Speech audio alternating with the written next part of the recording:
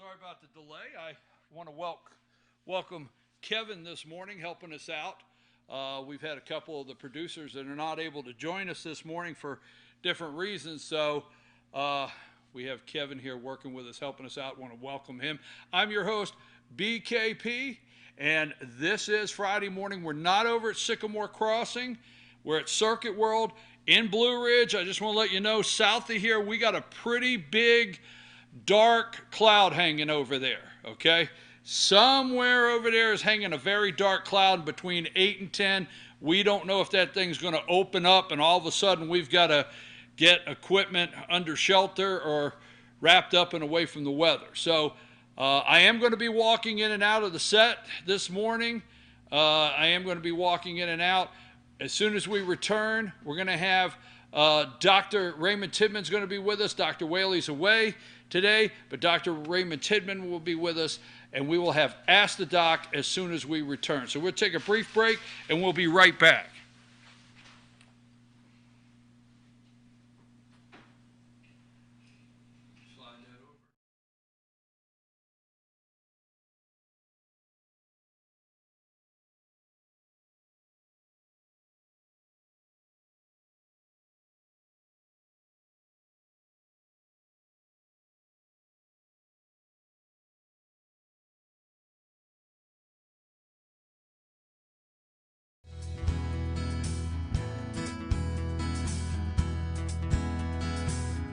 Hello, my name is Chad Watkins. I'm the manager at Larry's Body Shop. We are a family-owned and operated business and have been serving the North Georgia area since 1978. We are located at 1216 Progress Road in LOJ, Georgia. Our shop specializes in collision repair and we work with all major insurance companies. Larry's Body Shop is ICAR Gold, the highest role of training recognized by the collision repair industry. It is estimated that only 10% of collision shops meet these standards. Our shop consists of state-of-the-art equipment such as laser measurement system, down-drive spray booth, spot and MIG welding equipment. All of our paints are mixed on-site so that we can guarantee your paint to match every time. I know that having an accident can be a stressful event. We take pride in making sure our customers are satisfied with the repair of their vehicles. Our waiting area is clean and comfortable with free Wi-Fi and refreshing beverages. So if you're in an accident, stop by and see us at Larry's Body Shop. It's an opportunity you can't miss. Days Chevrolet in Jasper is stepping up and paying top dollar for your trade-in. Any make, any model, Days wants it, and we're paying top dollar to get it. So, what'll you do with all that cash? Shop for your new Chevy at DaysChevroletJasper.com. New vehicles are arriving weekly, or shop from our great selection of pre-owned inventory. Don't delay. Come get cash for your vehicle today at Days Chevrolet in Jasper. Days Chevrolet, Days gets it done. Find new roads. Do you feel like healthcare has become too impersonal? 3 times an hour, I'll get you in, I'll get you out. At Lifetime Medical Center, you're more than a number. We get to know you, not just your medical issues. Dr. Alana Kent is board certified in family practice and offers same-day appointments. She and her staff treat conditions from minor to chronic issues. Lifetime Medical Center, convenient to Jasper and Blue Ridge. This may sting a little.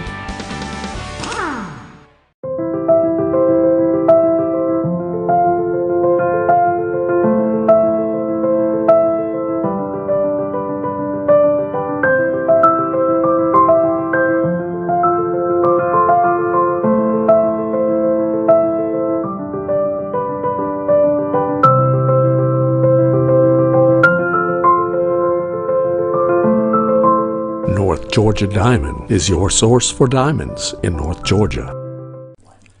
In 1981, Reed Nicholson began selling tires out of an old barn in Mineral Bluff. Little did he know that he had just laid the groundwork for the most trusted names in automotive services in the Blue Ridge area. In 1997, Nicholson Tire Center became what it is today, holding the same values of faith, family, and great customer service. 2 locations to serve you, and the Blue Ridge location is currently expanding to offer fast service and the largest U-Haul provider in Georgia. Nicholson Tire Center, Blue Ridge, and Mineral Bluff.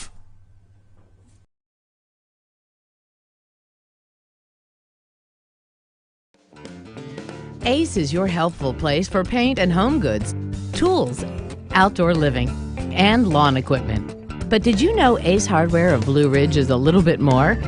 We have hunting rifles and accessories for your next hunting trip. We have Amish furniture imported directly from Ohio. And we have Ace Custom Woodworks for all your custom wood project needs, from cabinets to artwork. Ace Hardware of Blue Ridge. We have your new house in stock.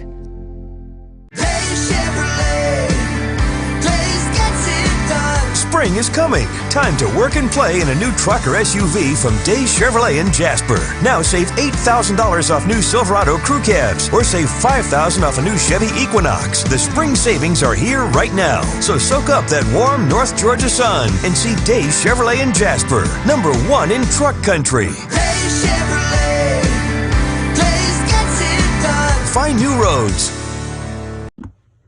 At Circuit World, we offer a wide selection of major appliances, name brands like Whirlpool, LG, Frigidaire, and more. Looking for furniture? Come by and browse our showroom, or check out the endless aisle, a touchscreen kiosk with thousands of options. Need electronics, gaming computers, laptops, desktops, tablets? We have it all. OLED or QLED, 4K or high def. We have the selection to get you the TV of your dreams. And don't forget, at Circuit World, your credit is always good. So ask about our convenient payment options and 120 days, same as cash. Come see us today at one of our 5 area locations.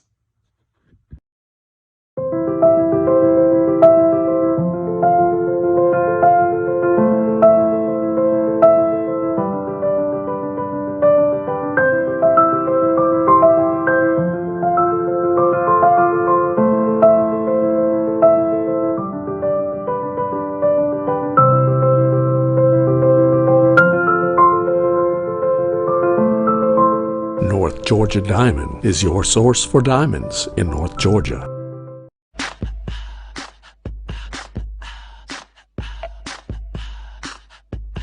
What you gonna do with all that junk?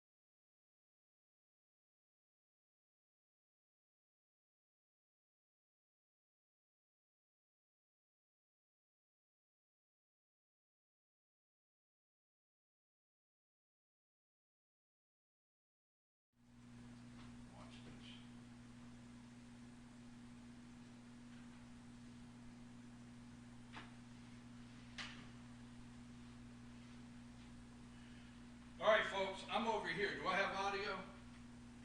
I've been coming back and forth. Who are you? I don't know.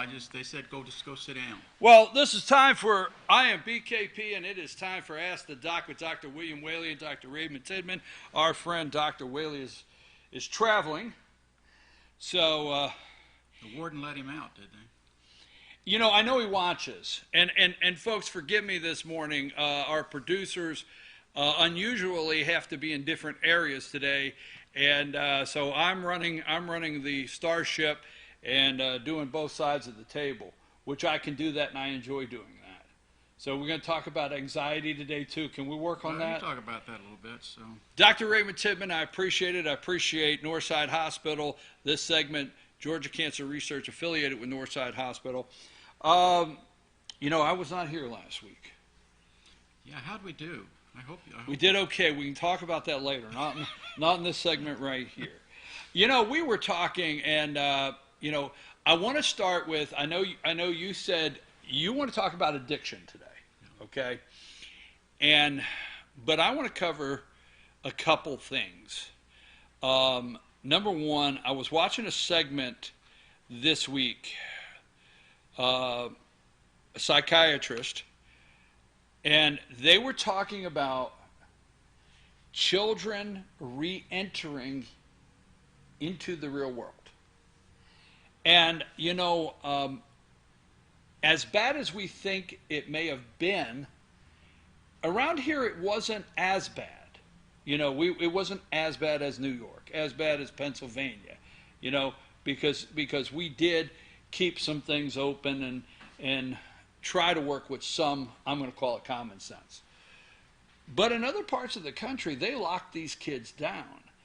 And if you stop and think about it, the reentry is what they were talking about of these kids back into day to day. And I'll give you a good example. The sports department just finished like 14 baseball teams, a big tournament over here at Fannin County Park and Rec. And the site was amazing, Dr. Tim, and it really was, because here's all these baseball fields.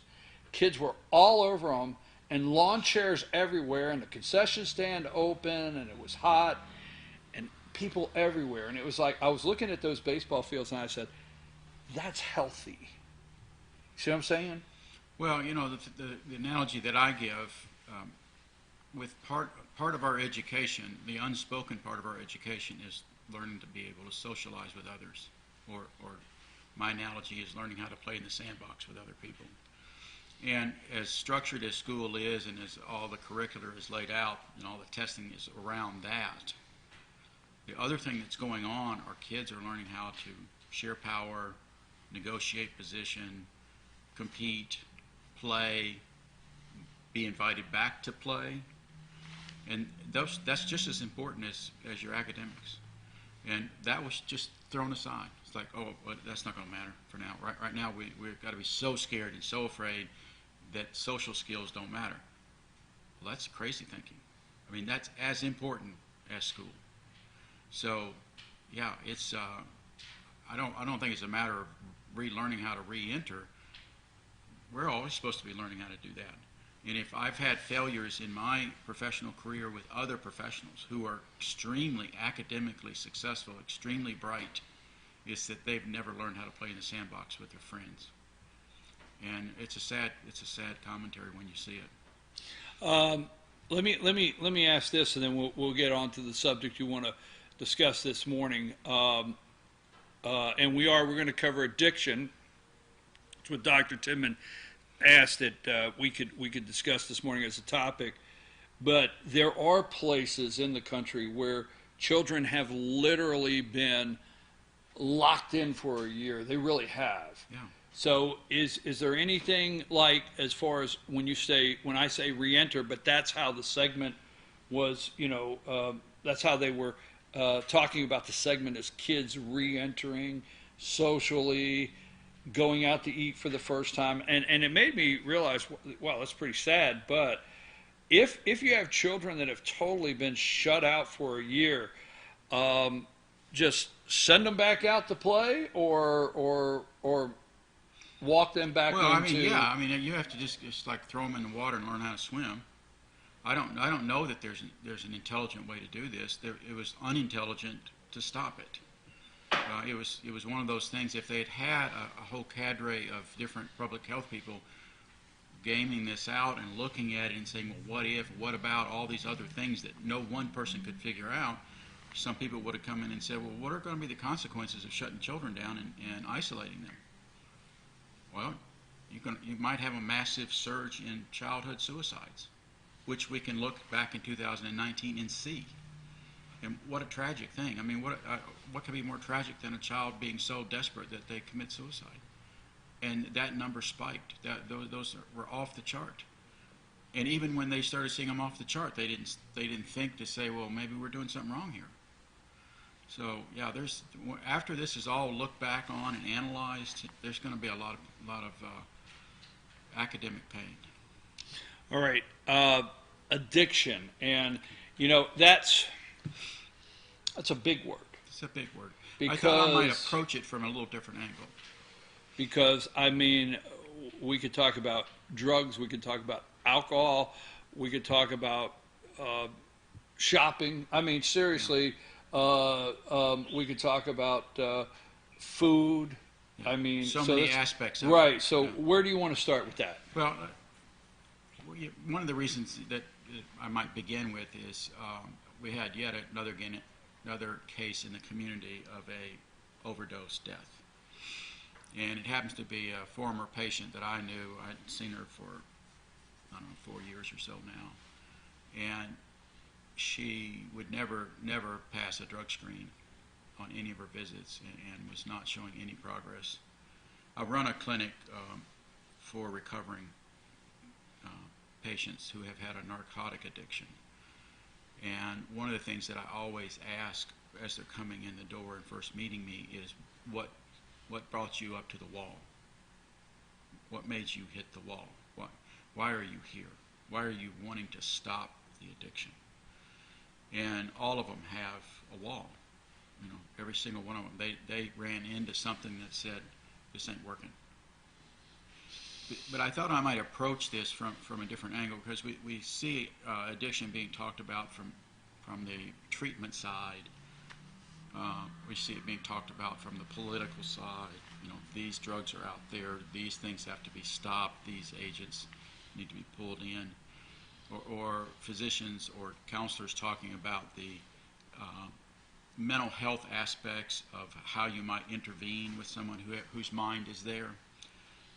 I wanted to talk about it from the family side, from the parent side, because that's, I think, where a lot of things are really hitting the ground. If for those in the audience that are dealing with or may have a nephew or a niece or even a child who's they know is dealing with an addiction, one of the most painful parts of that is that they're being lied to. The individual is not telling them the truth, and they know it in their gut, and they know that things are going on, and that the individual, and I shouldn't just say child, it could be an adult that's doing this, is not willing to share what they're up to. I regret almost using that word up to. What are they up to? The core, I think, of addiction is that the individual has had a painful event or is in pain, and they're medicating their pain. They're trying to find some way to not hurt like they hurt. They are alone with the pain. They may think no one else has this level of pain, no one else understands their pain, or something. And it can be almost any aspect of life is hurting. And rather than adjusting and looking around and finding some functional way to deal with that pain, by functional, that means you can overcome the pain or live with the pain or go beyond the pain. They find a shortcut, and that is, let me take this or do that, and I numb myself. I don't feel that pain for a few hours or a day or so. It's never very long, but that's maladaptive. You know, so instead of the pain letting you grow and overcome it, as unfair as it may be, you're now just dumbing it down and saying, well, this is how I get by with this. This is how I live with this. You could be a corporate executive that comes home and drinks yourself stupid every night, go back to work the next day and function just fine, but come home and drink yourself stupid every night because of the amount of pain that you stuff all day long. And, you know, Bill deals with addictions, and I deal with them, and every case is unique, but almost all of them have that commonality of being in pain. Now, the real super tragic ones are the family systems, where you got mom and dad who've done the same and may be doing the same, and the child's raised in it. So that they have chaos in their family, and they have a role model of this is how you deal with chaos, is that you take something and make it go away. Man, that's hell, because I don't know how you get out of that unless there's one person somewhere that says there's a different way to do this. So I guess what I wanted to really get across to the audience is, because they are the ones that can put their hands on this, is that if you sense that you have a child or a niece or a nephew or a grandchild or somebody like that is in an addiction, you at some point need to say to them in a tender moment and say, I know you're hurting. I don't want you to be hurting. I don't think you're meant to hurt. Can we go find a better way to do this? I don't know how to do it. And you say that, I don't know how to do this, but I can tell that you're hurting about something, and I don't think you should be hurting, and I think we should find a way. Though you may or may not get a good answer to that. You may get someone who's so scared and so shut down or so ashamed that they won't respond to it. But that, if you'll keep pushing that approach and say, okay, let's really find a different way of dealing with this. So that's the the big message I wanted to get across this morning, is that rather than dealing with an addiction and all of its different treatment modalities and all the theories of how you get people to stop being an addict, at the core of it, the individual's hurting, and at the core of it, the individual has to say, I don't want to hurt anymore, I want to do this different. Everything else is external. Let me ask you this, okay, from the family side, and I do understand, and I would like to talk a little bit on the treatment side, but I get what you're saying. Most of the time what we talk about when we talk about addiction is we do talk about recovery and the treatment side of it, and that's great. But what you're touching on is being perceptive and picking up there's a problem. Now, if it's a family situation, you know, sometimes you think, well, if I bring it up, okay, how do I verify my suspicions? Because if I'm just going on, I feel there's something wrong. You're a little edgy. Something's just not right. But if I bring it up, yeah, if you bring it up, you're going to get a fight about it, and that's for certain. If you bring it up as an accusation, or as okay, we're dealing with right and wrong here, and you're wrong and I'm right, that's going to be a conflict. Almost everyone in every family knows in their inside, in their guts, there's a big lie going on here. You know, it may be the fact that this child is no longer able to look them in the eye, is always off a little bit about what they're saying, is showing up late, is not keeping appointments that they made, is losing weight, is having bad teeth. You know, there are all kinds of ways of knowing your child or your brother and your sister and knowing that something's up. And that's the thing I'm trying to get at, is pull them aside and say that what's hurting you, what's going on here, what are you missing? And you know, when do you do that? When you first suspect?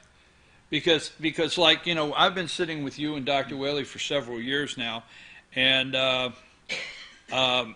Dr. Whaley would want to hear me say I've learned something. Yeah. But through everything else medical, there's a point where a physician says, I wish you would have come to me earlier. Yeah. Right? Yeah. So even with addiction, there's still that point also that I wish you would have brought it up, or you that may feel, I don't know if I should say anything, and you wait, and I don't want to say then it's too long because there's recovery programs, but the addiction is worse. You know where I'm going with that? I know where you're going with it, and that's a good point you're bringing, because I don't want people to think that there's a time. I want them to think that when they're aware and they're willing to face it, that's the time. So, you know, if the little antennas start going off that something's amiss here, that my child's not acting like they used to, or my brother or my sister's not, well, start paying more attention to them and seeing what's going on. But as I said earlier, the individual, the addicted person, has to come to the wall and say, this ain't working. You know, hell, they may be in jail when they come to that wall. It may be that far down, where they may be waking up in the emergency room having been unconscious from one more overdose.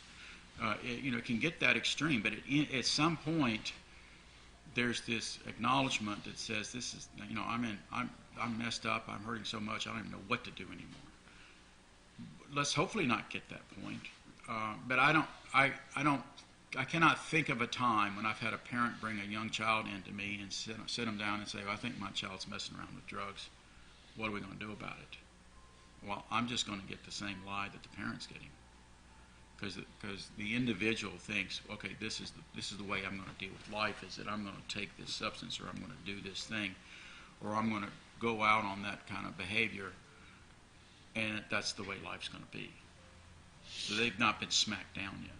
What about, I want to ask particularly, methamphetamines, and in the general area, nationally, in rural areas, and yes, in the cities, but nationally, methamphetamines and opiates are big.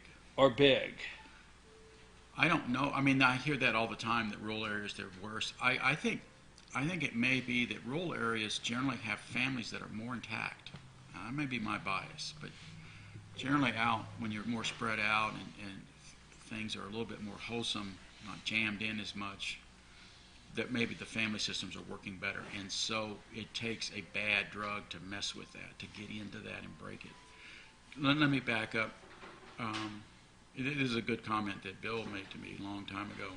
If you took a person and you gave them alcohol at a young age, maybe 1 out of 10 would say, I like that, I want to find some more of that. I'm looking forward to the next time I can have that. Okay? Instantly, first drink. If you gave 10 people meth or its equivalent, 9 of them will say, I like that, I want that, I'm going to find some more of that. Interesting. So it is that powerful of an addiction. And the really hard thing about meth is that the mind thinks it's more powerful on meth. And you're staying up longer, you're doing more things, but you're actually getting more and more manic, and you're getting more and more out there and outrageous with your behavior, and you're also spending a lot of money on the drug. So it kind of turns the addict into a self-aware Superman or Superwoman in their mind. Hey, I can overcome and do anything now. That was a good comparison. So let me back up on that. Like, if you give 10 children a beer, 1 out of 10 says, man, that just tasted great, and that wasn't bitter or nasty. That tasted great. I can't wait to find some more. But on meth, it's 10 for 10. 9 for 10. 9 for 10? Yeah, it's the brain loves meth. Okay, that's where I want to go. And while we're on the subject, methamphetamines, the brain loves meth. I've read several articles. I have participated in supporting our local drug court here and several treatment facilities in the area. Why is that it? The brain loves meth? Because where I'm going with that is I've seen people go through recovery from alcohol, recovery from, whether I call it recovery from marijuana, even cocaine, and they can go on with their life. But I see people, it seems like they get attacked easier from the brain wanting meth 2 years after they've been clean. Yeah. I mean, what exactly well, causes I think it's that? that sort of that feeling of overcoming and being superior and rising above, and that sort of Superman feeling. Hell, who wouldn't want to feel that way? I mean, you can take anything that we do in life and make an addiction out of it. You and I might be able to play cards and gamble, and it's fun for the hour or so, and we're done with it. But other people, man, they just love that, and they want to do more of that. And every time I got some money in my pocket, I want to go get that feeling. That roll of that dice is going to make me something. People can have that with sex. Should be a normal, wholesome relationship thing, but they like that feeling, and they want to deal with that all the time.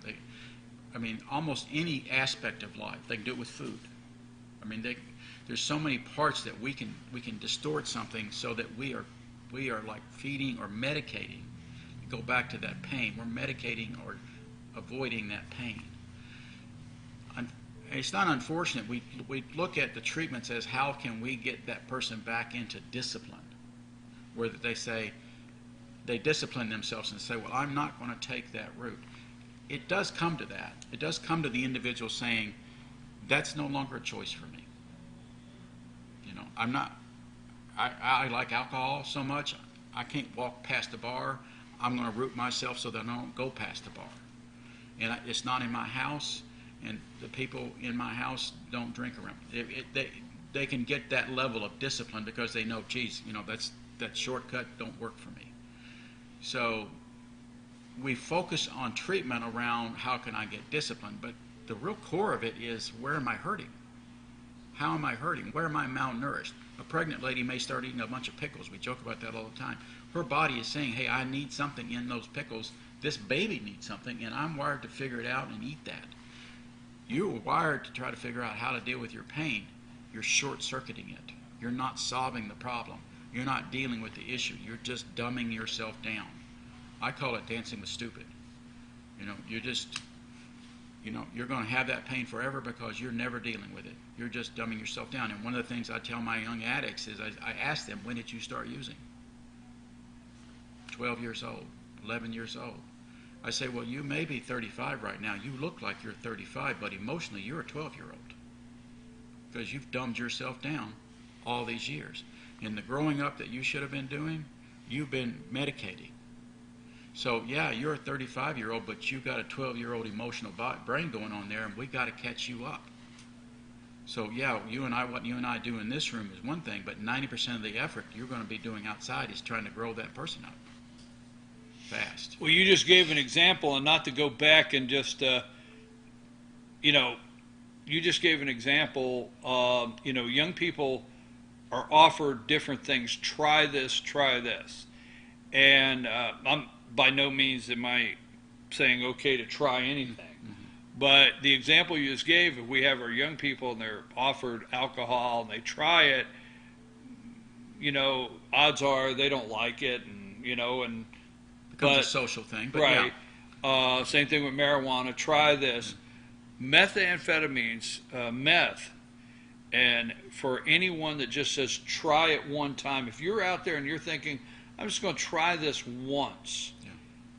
I love that question, because there's some things, if you could let your kids know, hey, somebody offers you LSD. No, I don't want to be made into a schizophrenic. Thank you very much. Right. I don't know how often that happens, but I'm not going to take a pill that makes me have altered reality for the rest of my life.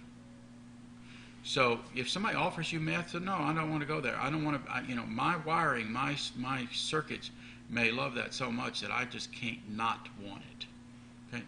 So yeah, that's if the family system can say, you know what, that's beyond stupid.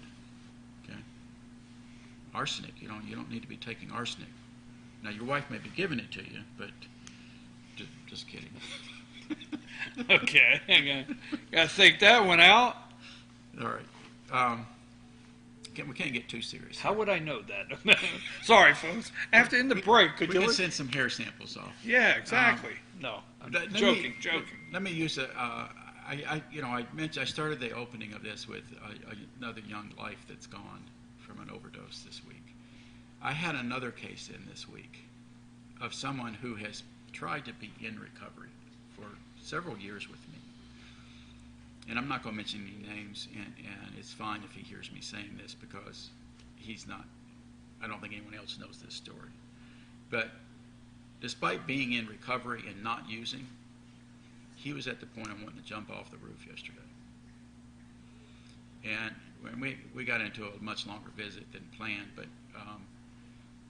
the situation that he's in is socially completely irresponsible and unacceptable. And I'll get into it in a minute. So it's a social construct that I was not really aware of as his helper, as someone trying to help him solve the problem. And everyone else had thought, well, that's just the way the system does it. So let me lay this out for you. The officials say, we got some felonies we're going to charge you with.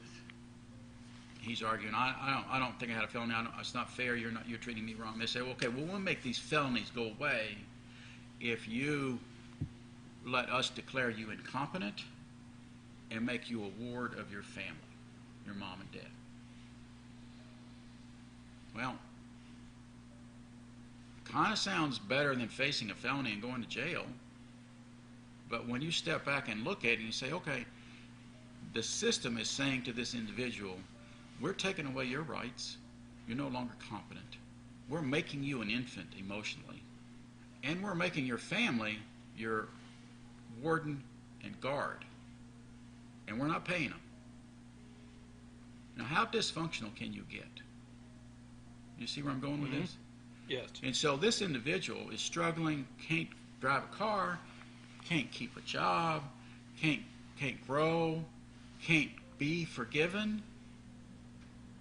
And his parents are guarding him, and his parents are told if he messes up, you're going to get punished. Can you get more dysfunctional than that? So my conversation with him is, I don't know who's giving you legal guidance. I don't want to know who's giving you legal guidance, but you go find out how you get back into court and you say, I'm not incompetent, because I'm not, and I want to face whatever these charges are, and if I end up going to jail, at least I know when I get out. I know when this is over. But I can't live anymore with this, it goes on forever until somebody else decides that I'm okay again. Is that right? I understand. So, life can get you in some real wicked places. And there can be other people that are involved in that wickedness that think that they're doing a good thing. Because I think if I pulled the officials out and confronted them with where they have put this individual, which they may think they did him a favor, they did him no favor whatsoever. They've stolen 2 years of his life, and he doesn't have any redemption to look forward to until this is fixed. This has been an interesting subject, and definitely a subject that we could spend a lot more time on. And I'd like to revisit this again sometime. Was there a final something you wanted to make sure where addiction that we were talking about? Well, I would just restate for the families to, if they seek or sense that there is a problem going on, let them. Hell, you may be wrong. I'd rather you be wrong than right. Is to really try to get down to what is the pain that person's in, and then seek solutions. Let me bring up something before we close, because it's almost time for the All-Star Political Panel. Let me bring up something before we close. This week, some study on the use of hydroxychloroquine with zinc and vitamins showed a positive as far as a treatment in COVID-19 cases. We've talked about that for a year. We had pharmacies that would not fill the prescription if given, and we went through a lot in the last year talking about that. I really just want to ask you about this week's study that's come out. Well, the study supports its use, says that it's effective, very effective. Other studies have also are coming out now about ivermectin, which is the other generic drug that was slammed. The whatever the Legal Association of India, which has been going through hell, people dying on the streets in India, has come out and is suing WHO, the World Health Organization, over their recent position that they do not recommend the use of ivermectin. Okay? Both of these drugs are very safe drugs. You asked about hydroxychloroquine, but let me go to ivermectin because it's even a better drug. Both of them are good drugs. And I've had a great success with them in my practice. But ivermectin was the two doctors that developed it got a Nobel Prize in medicine. Okay? It's used in children all over this country for lice. Pretty safe to be using for a common condition in little children, wouldn't you say? Yes. Your intuition says this can't be a very dangerous drug if we're using it in kids with school problems. It was used and is still used in Africa for a condition called river blindness, where you give it to children to help them fight off a parasite that causes blindness. So it is used, given out almost by handfuls to kids in impoverished areas to help them not go blind from a parasite. It's that safe. And you've got the WHO saying, not proven in a pandemic, and we don't know if it's safe. Well, anything in a pandemic that might work or could work, you should be trying. Fair statement? Yes. Anything that's safe enough to give to children in handfuls to cause them not to go blind in impoverished areas is safe and should be used for anything that might treat the pandemic. So kudos to the Legal Society of India, where people are dying in the street, to go after the WHO and say, stop saying that. We're going to use it. And they are using it in India. They're fine doing it. And ivermectin will turn India around faster than the vaccines because they can't get the vaccines in there quick enough. Not enough of them. Now, I don't want to go off into some money conspiracies, but you cannot roll out any new drug through our Federal Food and Drug Administration unless the condition is novel and there are no other treatments. Hence, we have emergency use authorizations for the vaccines. I'm great on vaccines. I'm vaccinated.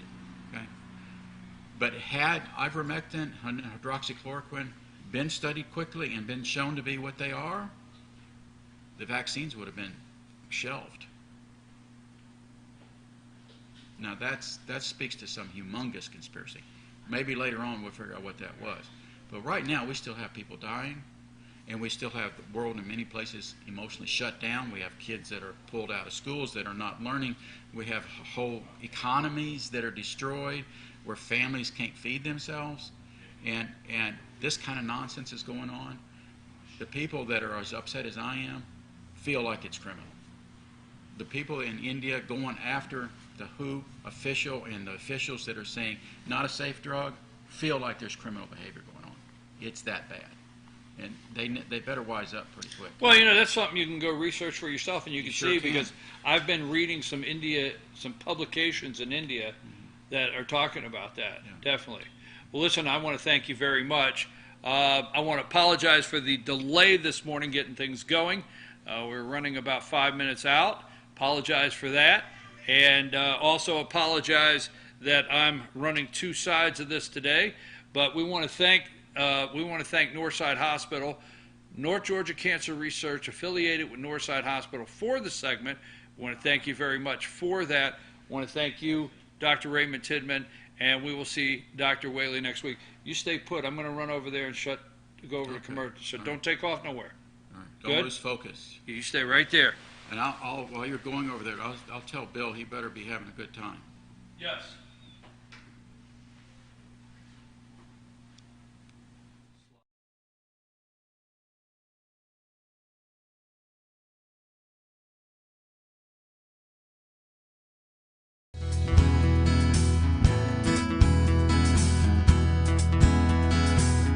Hello, my name is Chad Watkins. I'm the manager at Larry's Body Shop. We are a family-owned and operated business and have been serving the North Georgia area since 1978. We are located at 1216 Progress Road in LOJ, Georgia. Our shop specializes in collision repair, and we work with all major insurance companies. Larry's Body Shop is ICAR Gold, the highest role of training recognized by the collision repair industry.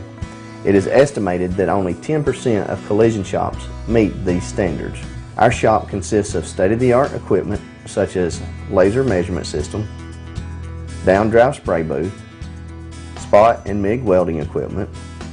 All of our paints are mixed on-site so that we can guarantee your paint to match every time. I know that having an accident can be a stressful event. We take pride in making sure our customers are satisfied with the repair of their vehicles. Our waiting area is clean and comfortable with free Wi-Fi and refreshing beverages. So if you're in an accident, stop by and see us at Larry's Body Shop. It's an opportunity you can't miss. Days Chevrolet in Jasper is stepping up and paying top dollar for your trade-in. Any make, any model. Days wants it, and we're paying top dollar to get it. So, what'll you do with all that cash? Shop for your new Chevy at DaysChevroletJasper.com. New vehicles are arriving weekly, or shop from our great selection of pre-owned inventory. Don't delay. Come get cash for your vehicle today at Days Chevrolet in Jasper. Days Chevrolet, Days gets it done. Find new roads. Do you feel like healthcare has become too impersonal? 8 times an hour, I'll get you in, I'll get you out. At Lifetime Medical Center, you're more than a number. We get to know you, not just your medical issues. Dr. Alana Kent is board certified in family practice and offers same-day appointments. She and her staff treat conditions from minor to chronic issues. Lifetime Medical Center, convenient to Jasper and Blue Ridge. This may sting a little.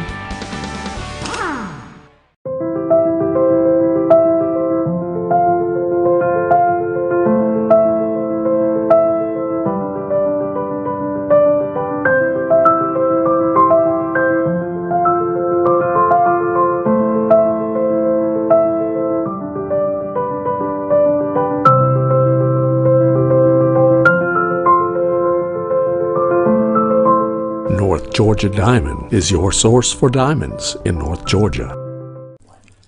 In 1981, Reed Nicholson began selling tires out of an old barn in Mineral Bluff. Little did he know that he had just laid the groundwork for the most trusted names in automotive services in the Blue Ridge area. In 1997, Nicholson Tire Center became what it is today, holding the same values of faith, family, and great customer service. 2 locations to serve you, and the Blue Ridge location is currently expanding to offer fast service and the largest U-Haul provider in Georgia. Nicholson Tire Center, Blue Ridge, and Mineral Bluff.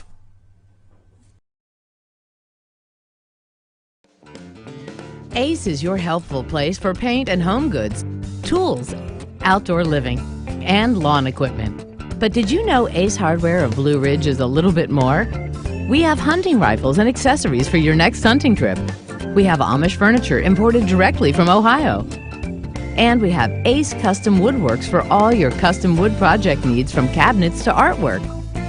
Ace Hardware of Blue Ridge. We have your new house in stock.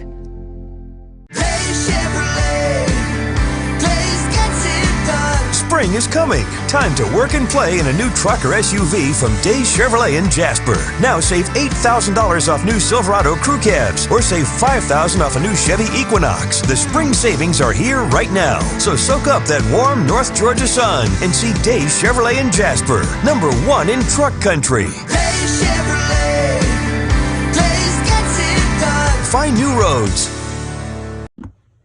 At Circuit World, we offer a wide selection of major appliances, name brands like Whirlpool, LG, Frigidaire, and more. Looking for furniture? Come by and browse our showroom, or check out the endless aisle, a touchscreen kiosk with thousands of options. Need electronics, gaming computers, laptops, desktops, tablets? We have it all. OLED or QLED, 4K or high def. We have the selection to get you the TV of your dreams. And don't forget, at Circuit World, your credit is always good. So ask about our convenient payment options and 120 days, same as cash. Come see us today at one of our 5 area locations.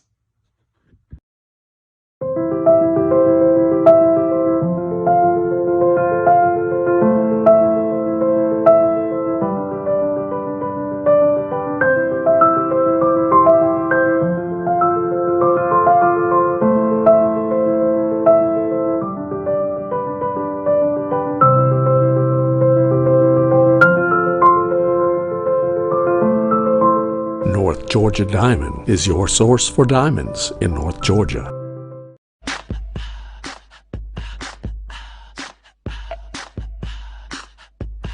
What you gonna do with all that junk?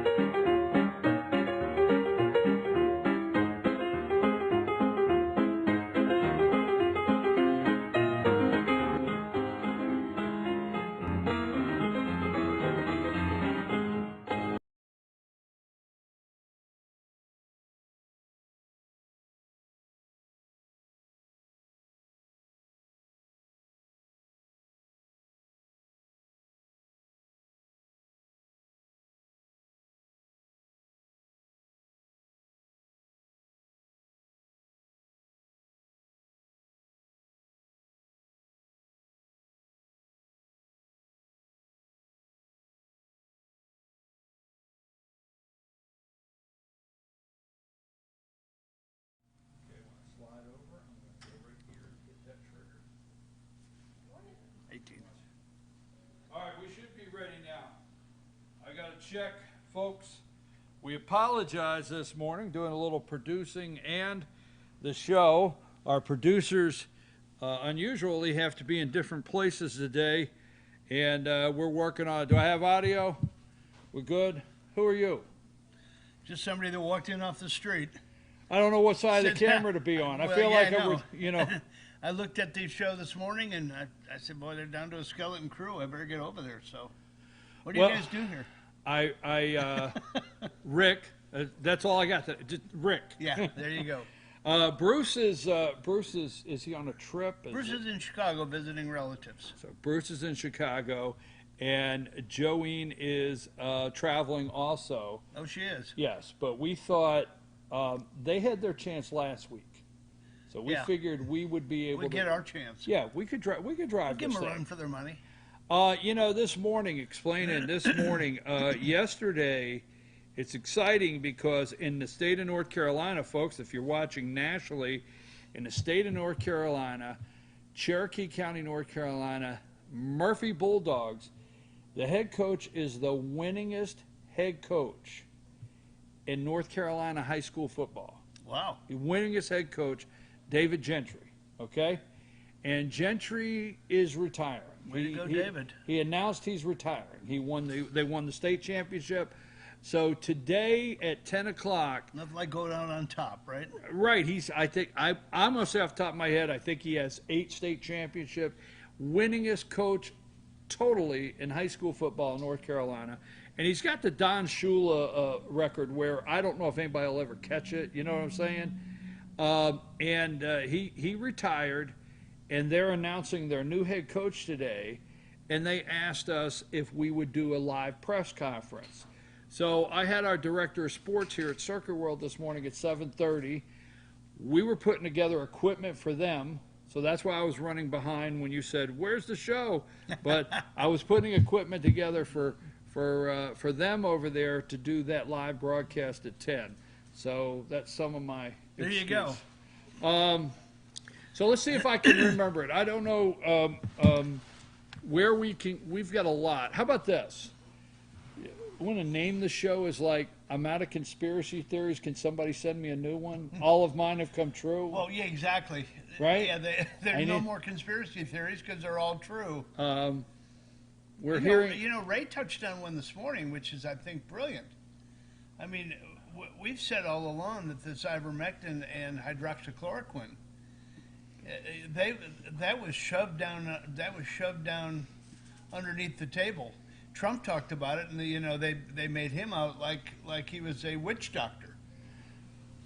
You remember that when he said, Wait a minute. Are you really saying? Do you remember that? Is that just? Yeah, exactly. Yeah, you remember? Yeah. Oh, God, we talked about. Yeah, I remember yesterday. We talked. Yeah, it's like. No, yeah. I'm serious though, and the government specifically is forcing a specific vaccine into people's arms at no charge to the recipient. Indirectly there is, because everybody's going to pay for it sooner or later. Just like we pay for how many $1 billion being shipped off to Russia when we were supposed to get that in federal unemployment compensation. You're jumping all over the map. Well, I am, because we're we're paying for all this stuff though.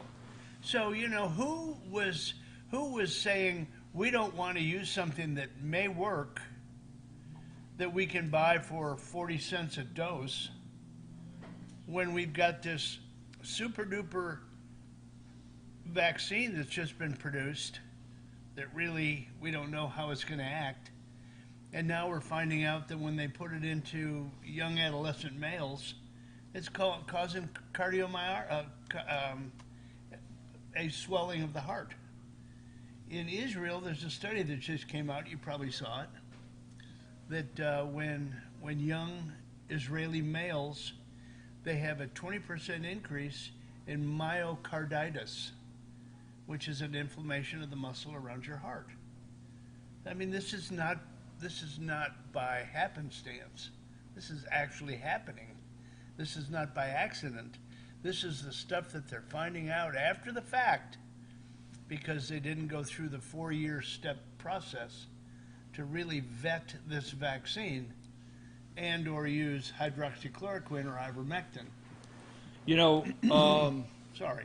No apology needed, because we have a list, and I think on the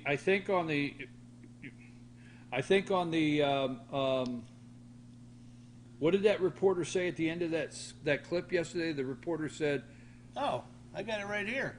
It's one of my." I'm shocked. I did not know he would have this right here. You have this right here? What we thought we knew. We were reporting what we thought we knew. So what we thought we knew is actually not what happened. A little bit different than what actually happened. This guy says on MSNBC, what we thought we knew is not actually what happened. Hell, you say. But I played yesterday on the show. I played about 8 clips yesterday on the show of. I played about 8 clips of reporting on Lafayette Square. Okay, and when President Trump came out and held a Bible, is it St. John? No, what Lafayette Church? The church there? Lafayette Square, yeah. Yeah, at the church, the supposed photo op, he cleared it so he could have a photo op. That's not true. That's not true. He did not clear that to have a photo op. But what happened 2 days afterwards? Everybody vilified him as looking for a photo op, and how dare he use rubber bullets and He used and words gas. like brutalizing. Yeah. Brutalizing Brutalizing your own innocent population. innocent protesters. Yeah. Peaceful protesters. Peaceful, yes, innocent, peaceful protesters.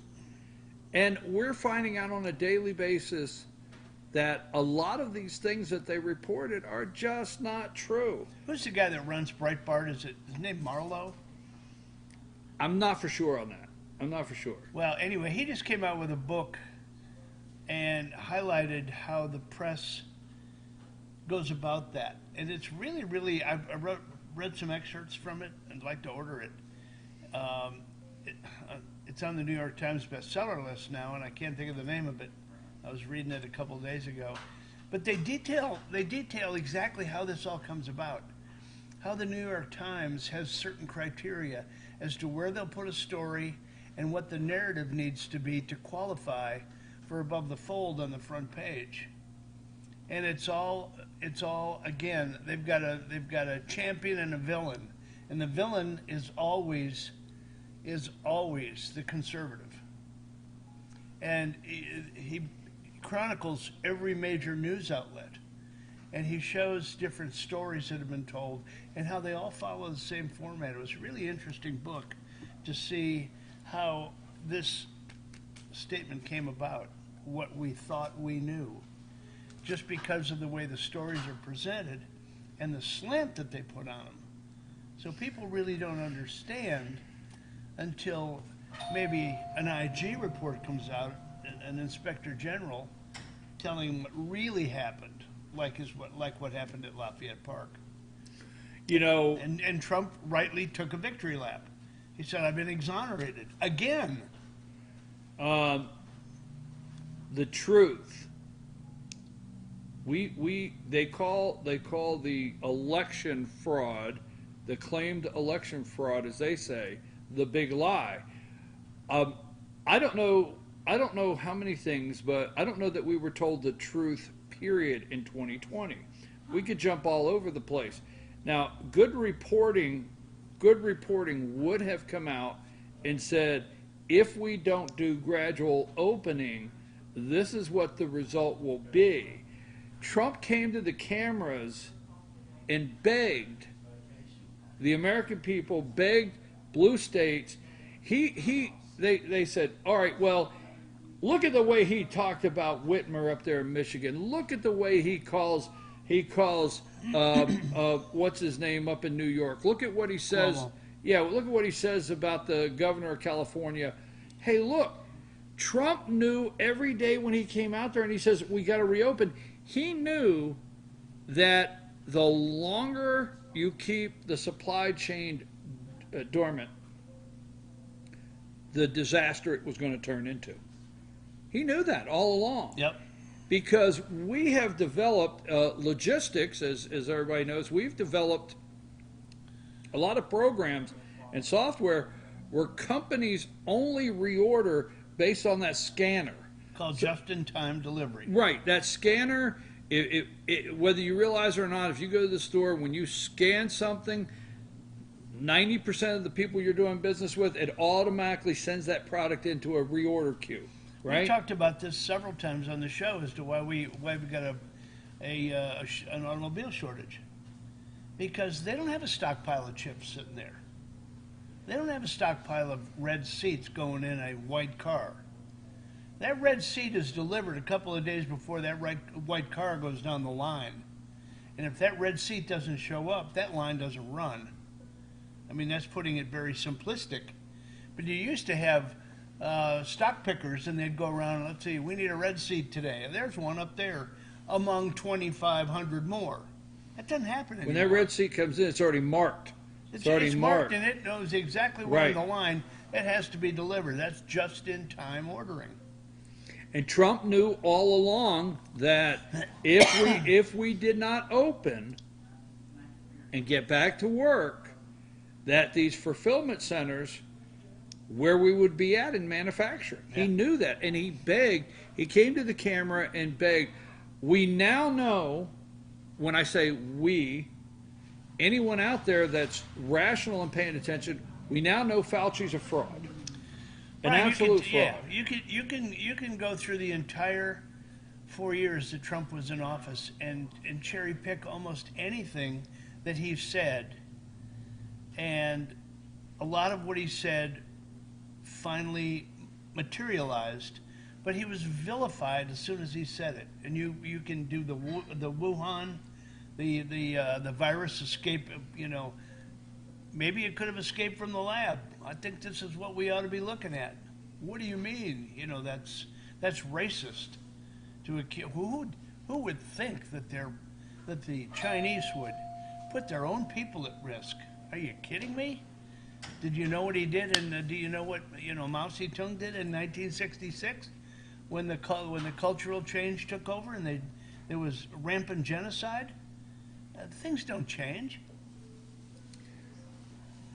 We read studies now, and I've heard Ray say this for over a year now, is we're not making decisions based on science. Fauci says follow the science. We're not doing that. We have no studies. We have nothing to work off of. I'm reading an article, I think it was 2 days ago. This plexiglass is useless. The plexiglass that they hung at the stores, that they put a chain up at the ceiling and dropped a square this big between you and the customer at the bank. You're trying to sit there and do business with your banker, and they put a piece of glass. But, It's all optics. It's useless. But we spent not 100,000. We spent hundreds of millions of dollars going through courthouses, going through schools, businesses, and plexiglass everywhere. We find out it's useless. Realistically, it's useless, okay?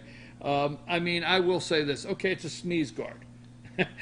Guess what? Yeah. Fortunately, nobody sneezed on you last year. Exactly. All right. Exactly. All right. Okay. Give me that. Yeah. All right. Let's go to mask. All right. It was an industry.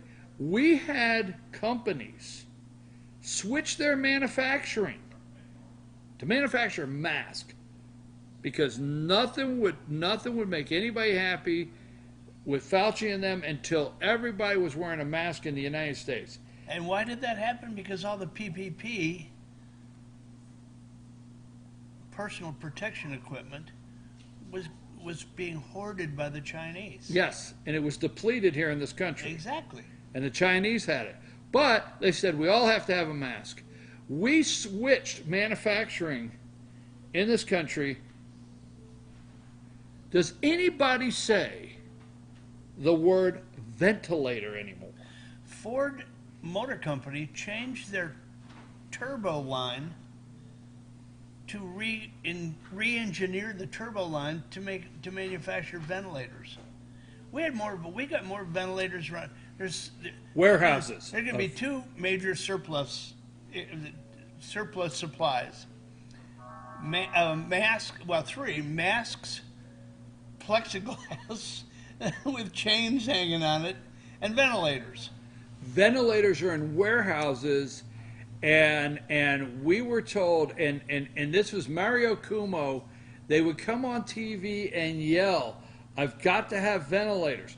Trump would come out and say, "Look, I am shutting down. I'm talking to the Ford and Chevy and everybody. We're shutting down manufacturing. We're switching to ventilators. If you want ventilators, shut up. We'll get you ventilators." The guy did everything they screamed for, okay? You scream, I scream, we all scream for ice cream. Ventilators. Right? Yeah. They all scream for ventilators. He did everything he could, okay, to cut red tape. We went through the screaming that different states were not getting things, and he would say, it's the government's place to do X. It's the state's place to take it and go on with it. And you look at the genesis of the ventilators, and how did that happen? It happened because we thoroughly didn't understand the transmission and the way this virus worked. This virus worked in such a way unlike anything else that we've seen in studies. People didn't know they needed a ventilator until it was too late. And then when they shoved the ventilator down, quite frankly. The odds, if you had got to a ventilator point, the odds of return. It was too late regardless. Yeah. You understand what I mean? We did not know. And I will say this, not to get sidetracked. It's nothing against the ventilator manufacturer. No. But I don't want to get sidetracked, but I will say this.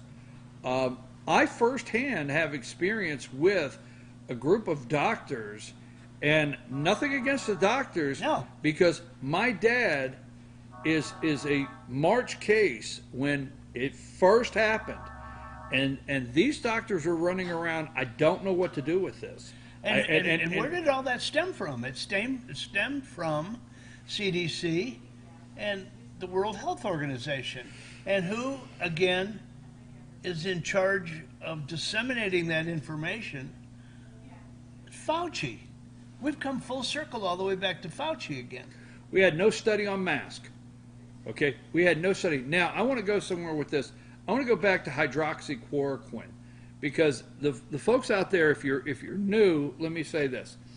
Every morning at 5 o'clock in the morning, I have two TVs going, one with CNN and one with MSNBC. Somebody's got to do it, okay? And during the entire year, okay, I watched both of these networks along with ABC, CBS, and the rest of them. I watched the daily attack on President Trump, daily attack. And what really bothers me, and I'm going somewhere with this, is Joe Scarborough, CNN, Anderson Cooper, Jake Tapper, you name it, nobody's exempt, would talk about how many people Trump killed, right? So many more died. We could have saved so many lives if Trump would have done this. If Trump would just... The mask is useless. I know I'm getting in trouble for this because some people would say, no, it's not.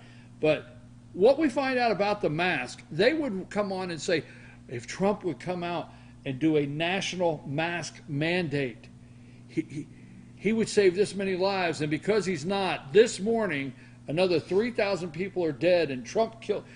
I'm just telling you, if you watch the whole year, you would think Trump killed all of these people. Right. You understand what I'm saying? Then I remember the Doctors of America. Who were they? 20 doctors, I think it was. But what did they say? The ones that came to the White House and did a press conference on the White House steps, America's doctors, right? And they came out and they did a press conference on the steps there of the Capitol somewhere.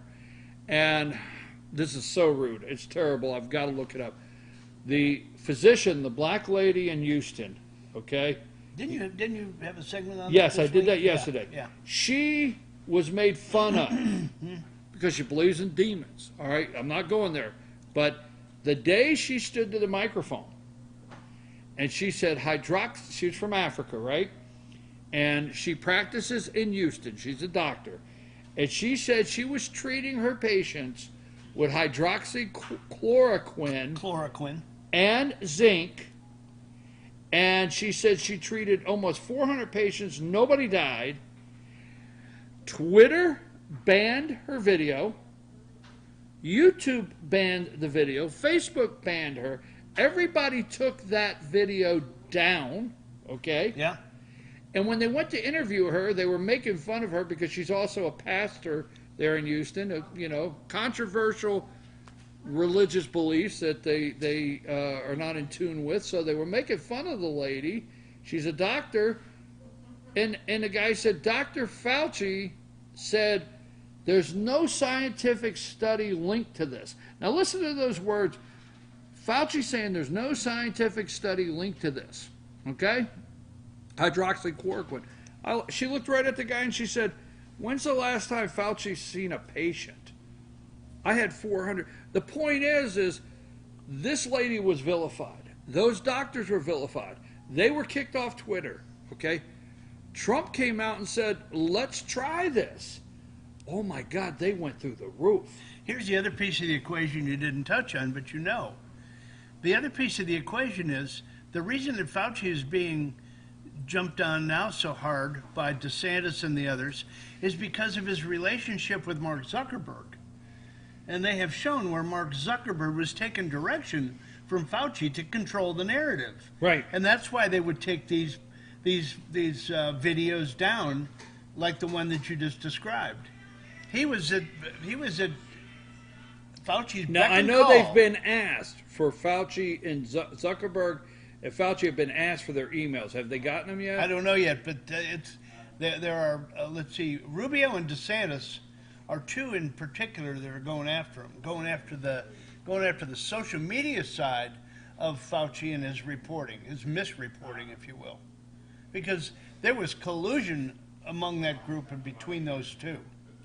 What did they tell us the truth about last year? Maybe it'd be easier to discuss that. Now, we've got a lot to Well, the go show's over. over if we're going there. Yeah, I want to. Yeah, there you go. End of the show. I want to touch on a couple more things. Sure. And I don't want to leave without. You and I both went down to Jekyll Island last week. We were not here on Friday. We left. The Joe- Devils went down to Georgia. Yeah. we went to Joanne and Bruce. And I understand that was an amazing segment they did. A great segment breaking down rules for radicals, socialism, communism. This is a little sidetrack, but I had Josie Cruz on my show this week. Right. She's from Venezuela, okay? She gets a little worked up. She gets excited. She did. But she said, we call it socialism, but we're not recognizing this is communism already. And she's from Venezuela, and she says, that in the inner cities, they're already living in communism. Outside of the inner city, we're actually living in socialist, and we don't realize it, she said. And there's a lot of that rings true. But I want to talk about, you and I went down to the Jekyll Island for the Georgia State Republican Party Convention. Some of the highlights there, but before we do, inflation. 5%. Inflation. Used cars through the roof. Rental cars through the roof. Food. Sherwin-Williams going to raise paint prices 7%. Food prices up. Gas right at 56% increase in gas. From and last gas year. 56% increase. But you see, Trump knew this all along. He knew once we come out of this, he would come to the podium, and this is another thing. He would come to the podium and he'd say, we're going to have a V recovery. We're going to come right back. We got to get back. He'd say, we got to open up. How many times did he come to that podium and say, we got to open up? He knew this was coming, that if you just open one day and you don't have a supply line, we're going to have a mess. Yeah. Speaking of supply, let's go back to the convention a little bit. Okay. You touched on Josie. Yeah. You've been kind of questioning a few things, and I don't think I could have appreciated what you're saying, and you couldn't have reported it unless you and I both were somewhat exposed to it, which I'm going to get to, down in Jekyll Island. They haven't had an attendance like this, I don't think ever. Have they? Ever. And we're talking about the Georgia State yeah. Republican Party Convention. And those Republican Party conventions are going on from state to state right now, all over the place. North Carolina was having one at the same weekend. Right, exactly. When President Trump spoke there live. We got a video portion of it piped into us, not from North Carolina, but our own piece. Anyway, point of the story is, when you get down there, and there's 1,920 people down there. Yep. No. There was more than that. I'm sorry. But delegates that were seated. Those were seated delegates. 1,924 seated Right. delegates. Not counting the alternate delegates. The alternates that came to try and participate. Now, some of those, like yourself, filled a delegate seat. Right. You were elevated, and you filled a delegate seat. But you weren't allowed to come past that line until the whole thing was counted and accounted for. And when you go on the floor, right. When you go on the floor, and I think what Rick is getting to here is they keep it organized, and the convention rules are you cannot go on the floor without credentials. So if you open that door to go on the big floor, there is a sergeant of arms at every door, and you better have credentials or you can't come in, okay?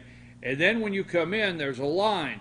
The delegates go in the front, and the alternates, in case there's not enough, they wouldn't even let me come up. I went, the sergeant at arms stopped me. He wouldn't even let me come in the delegate area to say hello to you. I was going to come up.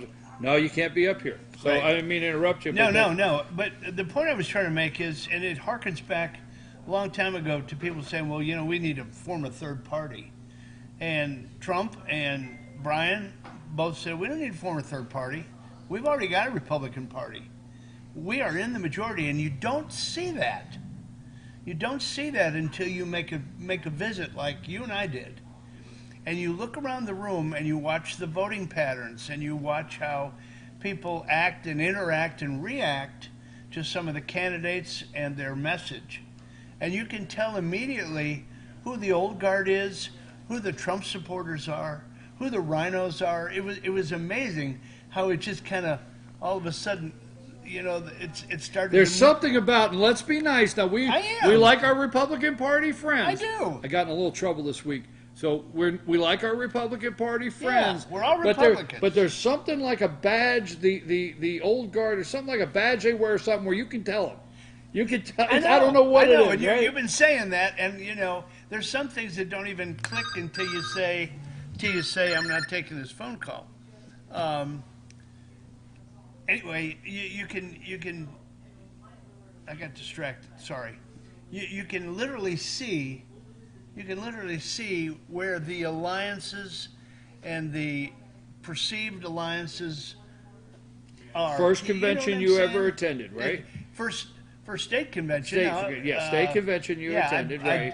I with you attended the district convention. So the first state convention you ever attended, and you were able to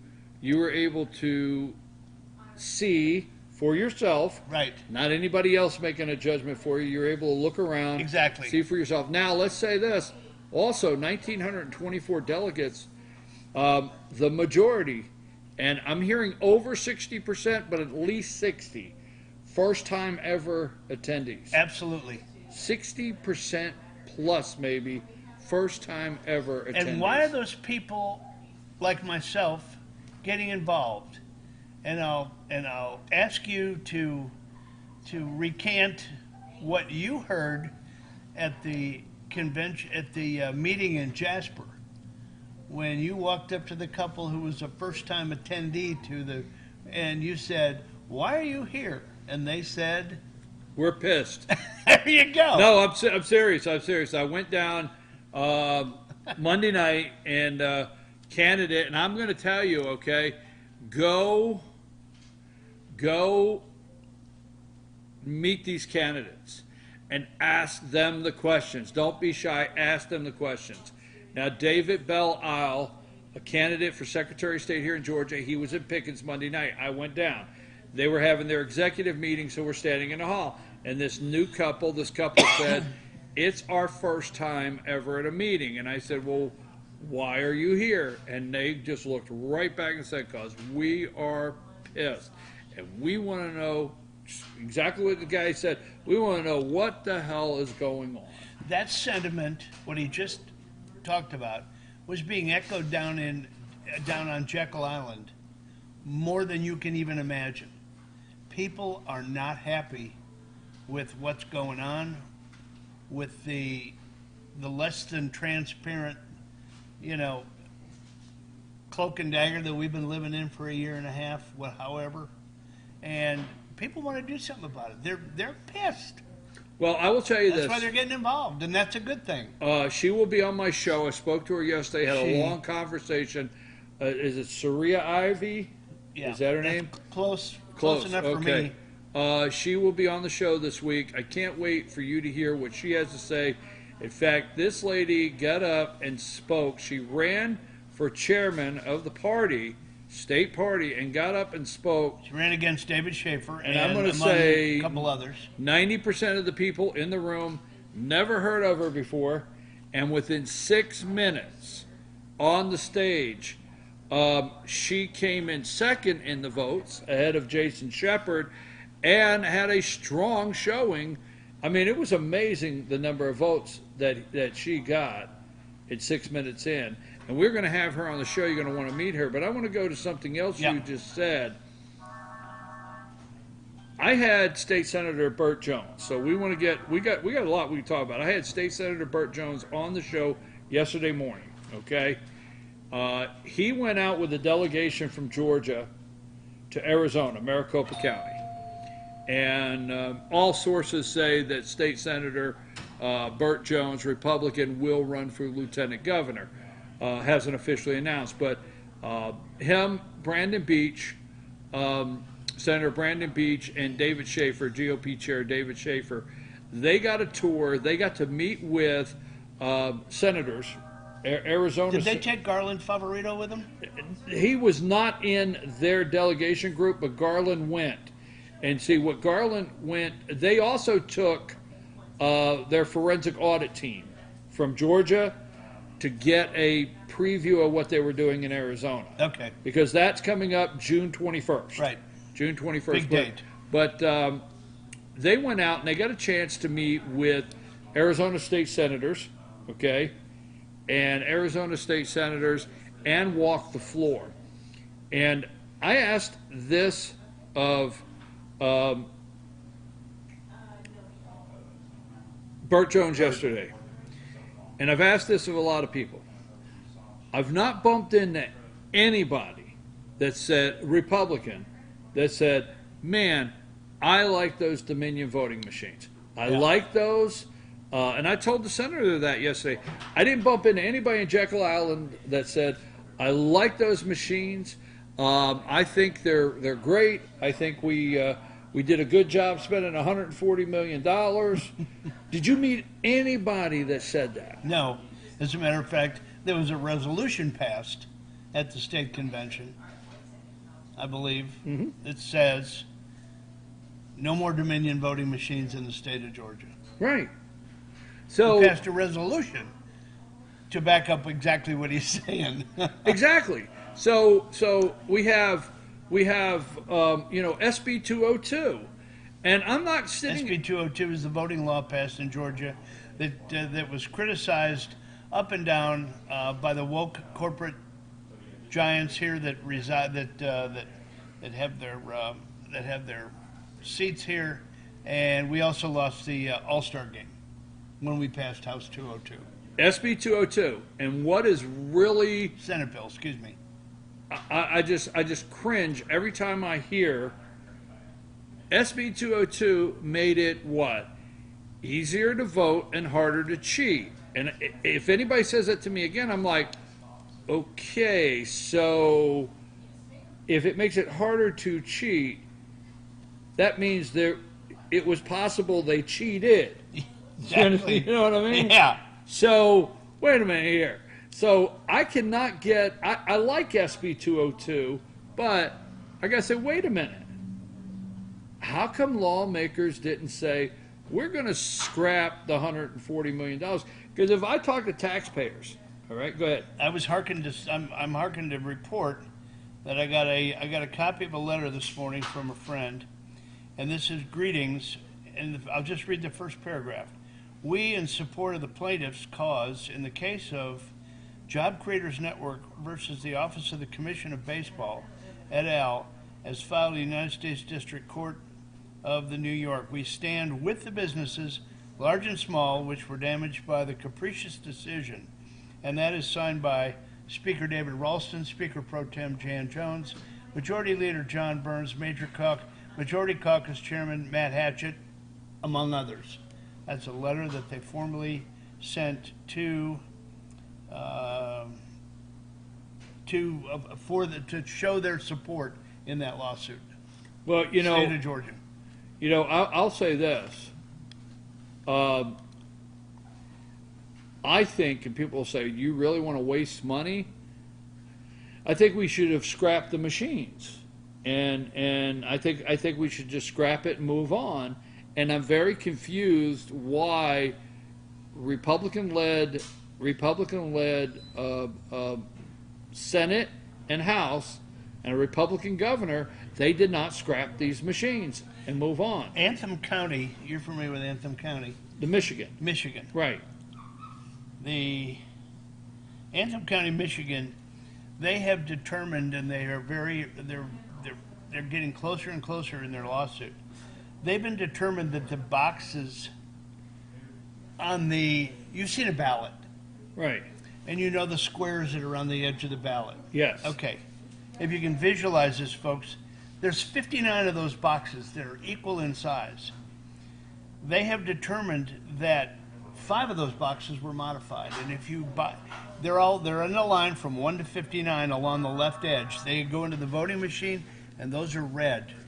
They've determined that box 15, 18, 28, 41, and 44 was altered, and you only have to alter those boxes a little bit in size. And when that happened, that modification caused rejections of Republican ballots at a rate of 20% higher than the other rejections.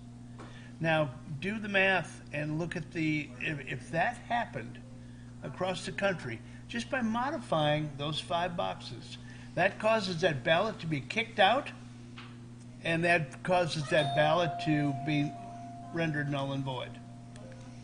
And when that ballot's kicked out and rendered null and void, they can cure the ballot themselves. They can. They can go back and cure the ballot themselves. Right. And that leaves a lot of questions. I want to switch to one more thing because we're going to... But I think that's a really important point because those were Dominion machines.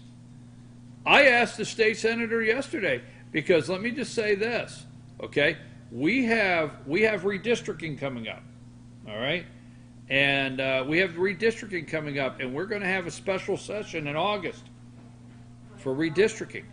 And I said yesterday, and I told a group of people in Pickens County the other night, look, when they go down to do the redistricting, they're already there. Tell them you want to scrap those machines and you want them to stay another day and put paper ballot with a scan system in place. Hand-marked paper ballots in place, okay? Do it because... That was a resolution that came up as well. Absolutely. Because my problem, me saying that, my problem is I'm not, obviously, Republicans are going to win the primary and get on the ballot. But I'm not convinced that in November everybody will go back and vote, and it may cause Republicans a problem. I mean, in big numbers. I mean, I have people that I bump into. I don't know the polling data, okay? I have people I bump into, they say, I'll never vote on that machine again. I don't know how large that is, but I hear it, right? Yeah. Don't know how big it is, and it's a concern. I got to get into something else. We're supposed to have a pet of the week. I have not seen our pet come in. I've got an issue. It might be the same thing because we haven't rehearsed this, but there is an area that I'd like to touch on as well. If you'll allow me. Go ahead. There was a lady that came on. I had an epiphany last night. I wish I had a graphic right there that I could say, hey, could you put up Rick had an epiphany? So everybody all right, go ahead. Can we hear? I'm sorry, just saying. I had a light come on last night and it just all seemed to fit. When I listened and I watched and I repeated, I don't know how many times, the 1 minute that was allowed to this Chinese lady in front of the Loudon School Board. Chinese lady by the name of Xi Van Fleet. She escaped communist China during the Cultural Revolution. And she gave a 1-minute dissertation on how she is seeing history repeat itself in the U.S. In the critical race theory, the CRTs, they're being implemented and subsequently rejected, hopefully in a lot of cases, like Florida and like North Carolina, whatever. But it was so interesting to hear her then come back on Hannity last night. And it just made so much sense when you compare it to what happened in China. And what she said was that, now keep in mind that October 1st of 1949, I think it was, the Communist Party took over China. Right. Okay? It wasn't until the Cultural Revolution in the 60s and the 70s when what they described as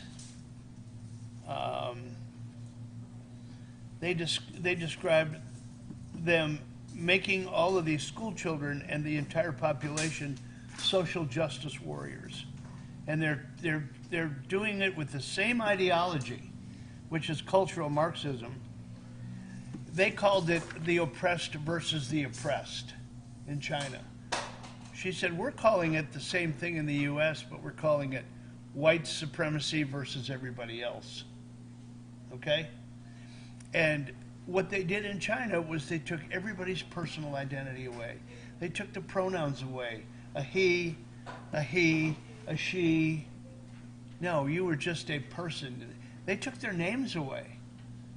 They took their names away and named them after something, within the party. And she said, I, as a child, was becoming really emboldened until my parents snatched me back and said, this is wrong. This is wrong. What you're starting to profess is Marxism. We are seeing this under the guise of critical race theory right now, implemented the same way they did in China. And I think we as a nation really need to, and she said something at the end. She said, freedom is fragile. And if we don't defend it, we will lose it. I think that is bigger than big. That ought to be on every flagpole going on right now. Freedom is fragile, and if we don't defend it, we're going to lose it, because they're coming at us from all sides with this critical race theory. And it started long ago. This isn't something that just happened after George Floyd death. This has been in the works for some time. And it's nothing more than a manifestation of what they did in China in order to achieve, in my mind, eventually New World Order, where everybody is marching to the same drum. We're the last free nation, true free nation in the universe, in the world. And until they topple the U.S., they won't have the ability to take us right down that path. Sorry that I went off. No. I will tell you this. If you pay attention and you look, this may be, critical race theory may be the subject that, the tipping point. Because I will tell you this, Cobb County Board of Education, line was all the way out the door trying to get in. Gwinnett County, Forsyth County, Cherokee County. This may be a tipping point of, not saying parents get involved, but this may be a tipping point where people look to say, no, we're going to take back our schools. You got a lot of mama bears waking up. Mama bears, a.k.a. school moms. They're waking up and they're seeing what's going on in the schools because they're getting active in their school board, and they realize what a mismanaged mishmash. It's a whole. When the kids were out of school for such a long time. You know what? I want to say this: our society, and I want to make sure we come out this way. Our society has put families in a position where everybody's got to work. I mean, you got to have two sources of income coming in to pay the bills. So everybody's working, and it's as important that dad's paying attention as it is mom. So we don't want to come across that mom was not paying attention. But what I heard when I went to the Cherokee County Board of Education meeting, what I heard was moms that they've put the whole year together. It is critical race theory, but it's, hey, wait a minute. I watched at home, and this is what you're teaching my kids? Exactly. This is what you're doing? I watched what my kids went through. I heard mothers say, look, I've got a daughter that's in the 3rd grade or in the 5th grade that is going to be held back. And some people saying, some professionals say it could take up to 2 years to catch some of the kids up. I mean, there's an explosion right now. We'll see what comes out of it, because what you're talking about is exactly right. We've got our pet over there, and we are running along, believe it or not. And I've got to get to one subject before we go. $500 billion. $500 billion stolen, fraudulent claims for unemployment. It has been stolen from individual fraudulent claims, gangs in this country, Russians, the Russians, Nigerians, the Chinese, the Nigerians. $500 billion in enhanced unemployment, and we had to rush to get it out, but we didn't care where it went. Wonder what the research on how much stimulus has been stolen. They say half. They say up to Axios are reporting up to half.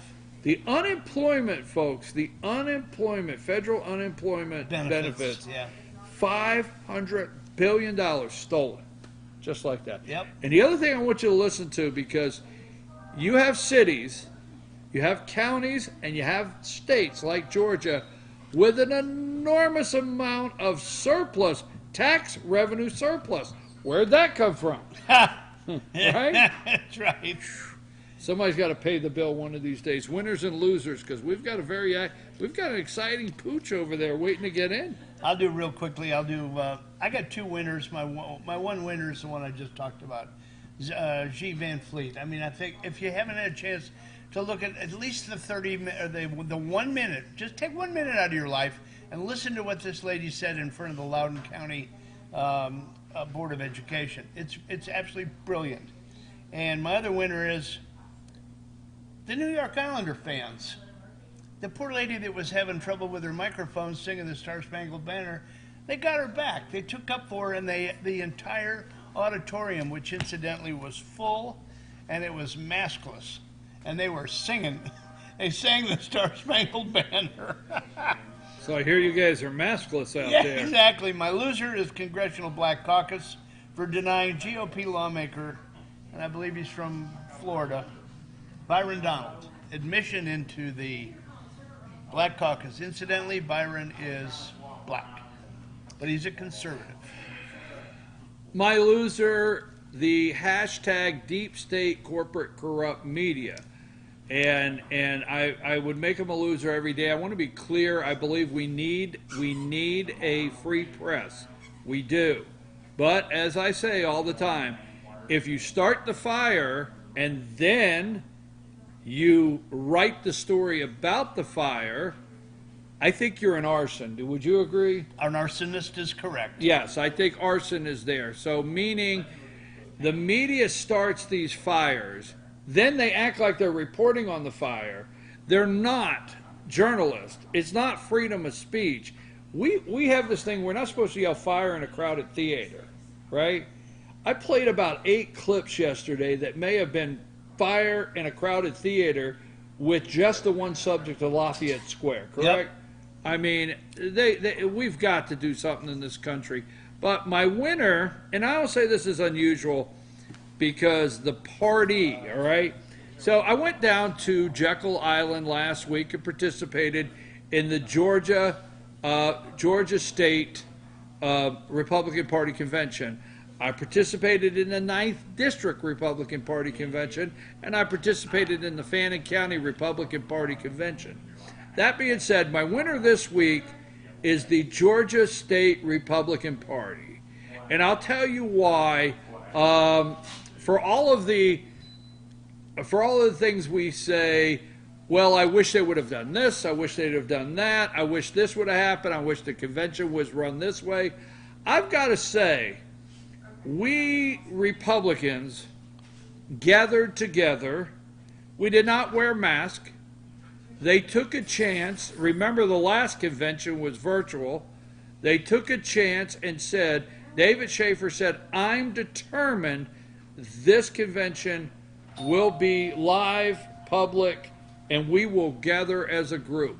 So all of that being said, okay, I'm going to take my hat off to the organization that did put everything together. Did a great job. We got our credentials.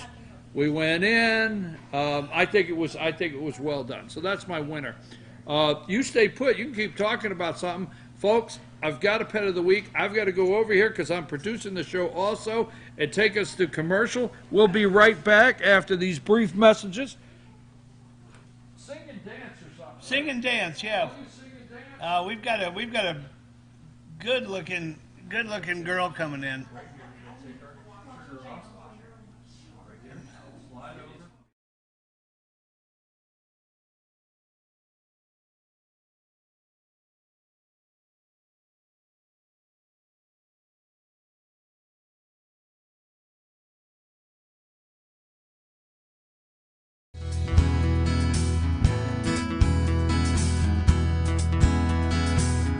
Hello, my name is Chad Watkins. I'm the manager at Larry's Body Shop.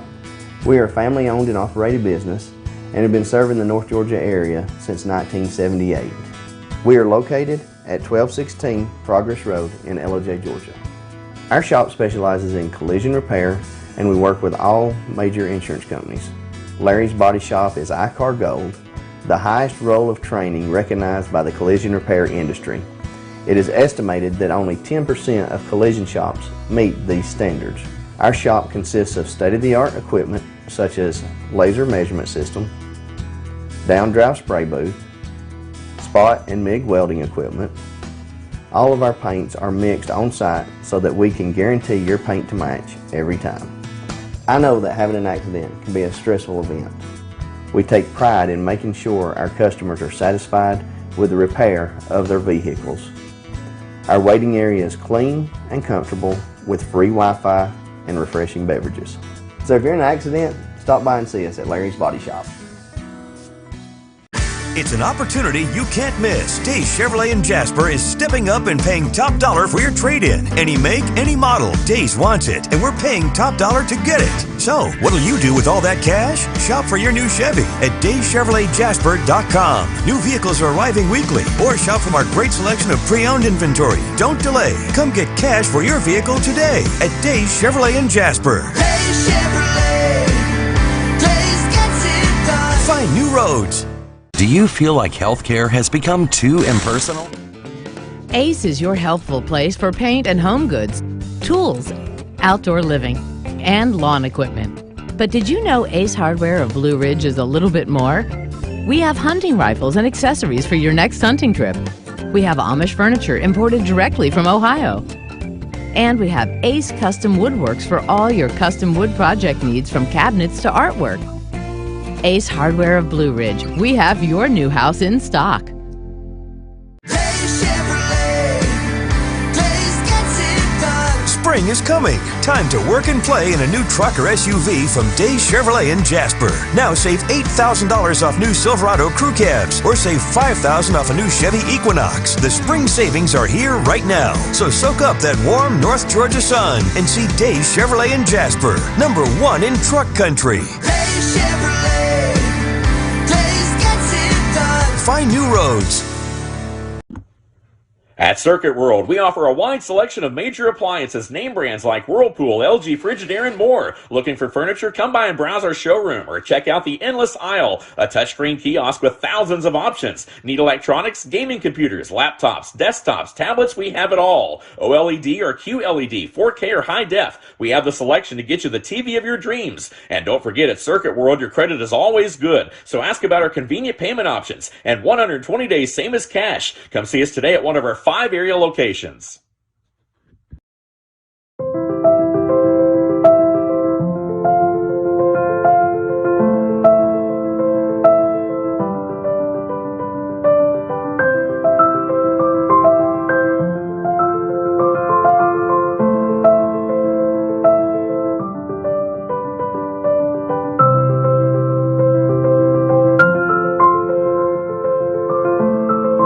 North Georgia Diamond is your source for diamonds in North Georgia.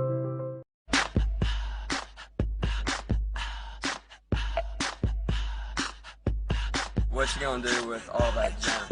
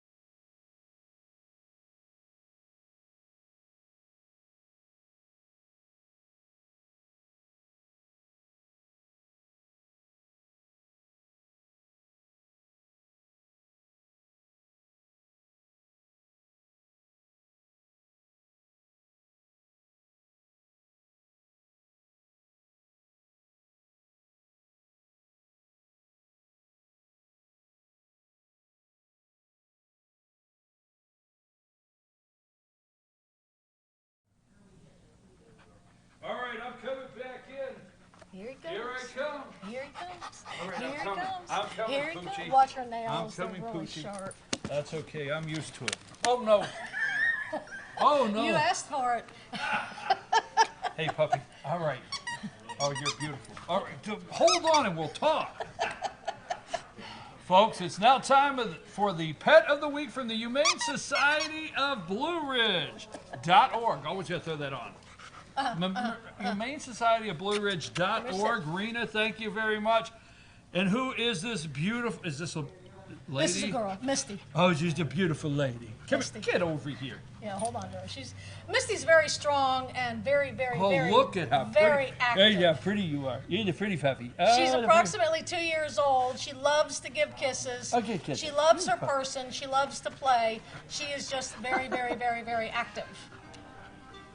Apologize for that. Oh, that's okay. Should have set my. I'm so sorry, folks. I tell everybody else.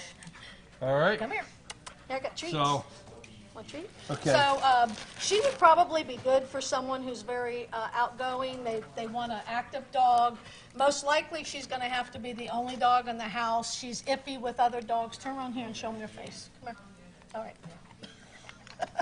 She's iffy with other dogs. Cats are probably a no if you have a cat. It'd probably be best to have her as an only dog. We believe her to be a hound mix, but she has this really thick hair, kind of like husky hair. So we're just not sure. It's always a guess. But she's a really, really friendly dog. She loves people. Like I said, in the truck she rode pretty good. She was excited. It was her first trip with me. So she was back and forth. But eventually she settled down. Until she got here with me. Until she got here, and then now she's all up again. But she's really, come here. She's really a good girl. Just very loving. She's just very, very strong, and like I said, very active. She loves to run, and then when she sleeps hard. And she's looking for her little forever home. Okay, so the Humane Society of Blue Ridge.org, you guys do a great job placing these beautiful pets in their forever home. And so let's talk. This beautiful young lady, family, kids. What do you see? Oh yeah, I would say family and kids. Kids would be fine, so long as they're older. She can plow you over because she is so She strong. wouldn't. Her intention. I can tell now, playing with her. Her intention is not to hurt anything. No. But just a little kid, she could be stronger. She could be very strong Yeah. and plow them over, pull them if they've got the leash. So Oh, wait older a minute. kids or you could work for a wagon. We could throw a harness this on is you, true. and you could pull somebody around. Oh, the beautiful Faffy. Yeah, the beautiful Faffy. Yes. Yep, this is true. Oh, you got to go home with me. She is one of our more active ones, but she really is a good girl, and she's just very strong. I mean, I don't really know how to explain that, but she's very strong. Yes, she is. She's absolutely beautiful. So, what about around other dogs? Well, she's not. She's really not that good around other dogs. Again, everything that happens at the shelter seems to change when they get a home. Right. But she doesn't seem to do well with other dogs. There's some that she tolerates, and some that tolerate her. It's a two-way street. So right now you're thinking she wants to be the only one in the house. Right. Yeah. I mean, if you really like her and you want to try a meet and greet, that's fine. We would try it, but we're not really gonna tell you guaranteed that it's gonna work. Folks, 33 months and 6 months. Did I get that right? What's the numbers? 333. 333, right? 333. Right. 3 days, 3 weeks, days, 3 weeks, months. 3 months, right? Yeah. And the Humane Society of Blue Ridge, they do .org. They do an amazing job helping you find your forever loving pet and a home for these pets. We don't want them coming back. We don't want them coming back. And when I say that, if you schedule a meet and greet, if you have children, okay, children, you have other pets, preferably a dog, and you wonder, hey, I'd like to put another dog in the house. You guys do a great job trying to analyze that in a meet and greet. Correct. You can do the best you can to feel the temperament of the dog, if they look like they're going to get along. But all of that's very important when making your decision. You may want a companion pet. They have companion pets. You may want a dog to mix in with the other 5 you have at the house. Yeah. They can help set that up. And then you have, like this beautiful young lady she might want to be the only one, the princess of the house, and everything surrounds her. For instance, to what you're saying, we had a couple come in earlier in the week, or late last week, and they wanted a large female that loves cats. And we had one dog with that title, and she's in that home. She got adopted. Lola. She didn't come here yet. Okay. Right, so, you come in and you say, this is what I'm looking for.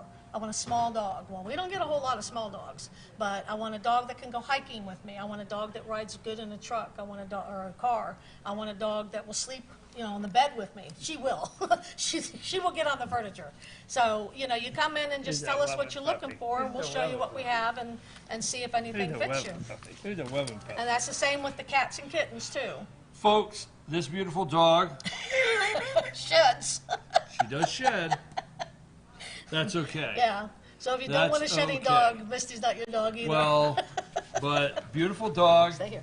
That sheds. But anyhow, they have plenty of cats. You have kittens right now? We have kittens. Kittens? Got any puppies?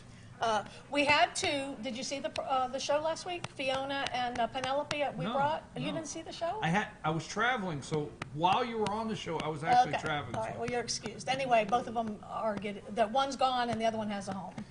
Generally, they have puppies, so you have to check in all the time. Oh, I'm sorry, we just got one yesterday. I forgot about him.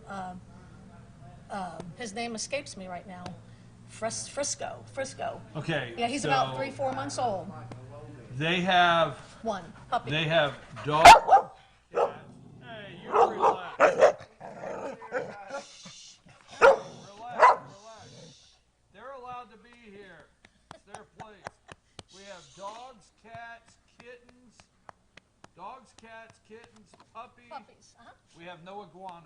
No. No iguanas. Okay. That's all we have there. All right.